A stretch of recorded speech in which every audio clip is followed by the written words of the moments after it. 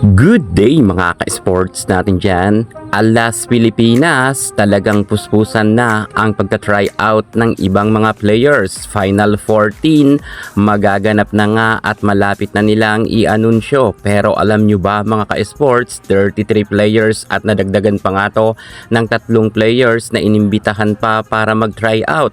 Grabe pala ngayon, talagang halos karamihan ng mga magagaling na atleta natin pagdating sa larangan ng volleyball ay inimbitahan nga para sa Team Philippines. Pero Alas Pilipinas, mukhang 14 lang ang kanilang kukunin. Pero marami man mga nagtitraining ngayon or nagta-try out, nakakagulat naman dahil iilan lang nga ang kanilang kukunin. Mas marami pang mga maliligwak dito na mga players na nag-try out lamang. Alas Pilipinas, mukhang sinisita ng mga Creamline fans sapagkat bakit raw kapag ang ibang mga players kahit baguhan ay mabilis makapasok sa Alas, pero ang Creamline players ay hirap na hirap makapasok sa Alas Pilipinas. Ano ang dahilan? Alamin ang buong detalye, pero bago ang lahat, kung bago ka muna sa aking channel, subscribe na. Click ang ating notification bell para lagi kang updated sa lahat ng issue sa volleyball. Susunod na.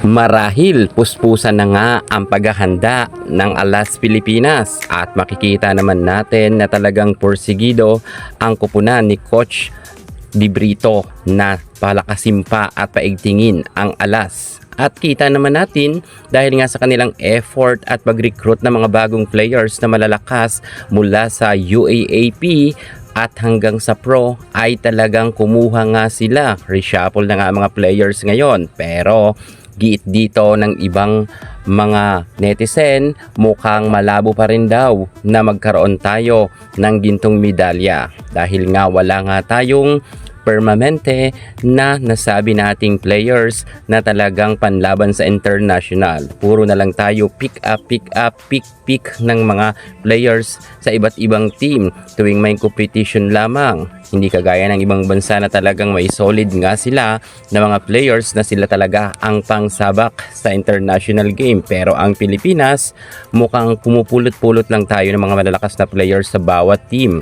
At hindi talaga porsigido pa na solido ang ating Alas Pilipinas players. Gayunpaman, kumpiyansa si Coach Di Brito na kayang-kaya nilang makalusot at magkaroon ng podium finish ang Alas Pilipinas.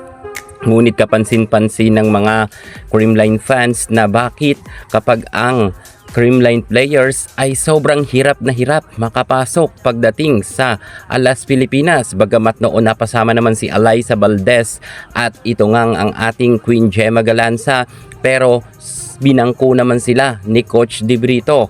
Ngayon nga ang imbitado lamang ay itong si Tots Carlos at Pangs Panaga. Makuha naman kaya sila dahil mukhang aatras na nga si Tots. Si Panaga na lang ang pursigido ngayon na mag-training.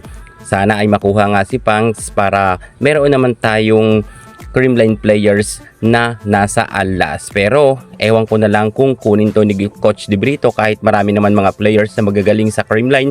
Pero kapansin-pansin na hirap talaga makapasok ang mga Creamline players sa Alas Pilipinas. Bakit ganito ang Alas Pilipinas? Siguro baka mayroon pa talagang mas mga magagaling na players sa iba't ibang team na bet ni Di Brito. Kung kaya hindi niya talaga siguro bet na kunin pa ang mga players ng Creamline. Gayunpaman, kahit sabihin natin na malakas ang Creamline Cool Smashers, talagang piling-pili at salang-sala ang nasabi natin kasama sa Alas. Sana someday makita natin na ganito naman ang mga Creamline players na naka-jersey nga sila ng pang-Alas Pilipinas. Sa tingin nyo, makuha kaya si Tots Carlos at Pangs Panaga, Gemma Galanza? Pero mukhang malabo to dahil si Di Brito nga ang head coach. Pero malay natin, kunin nga rin ang mga nasabi nating players na inimbitahan na mula nga sa Creamline. Yan muna ang pinaka-latest natin sa mundo ng volleyball. Thank you so much. God bless.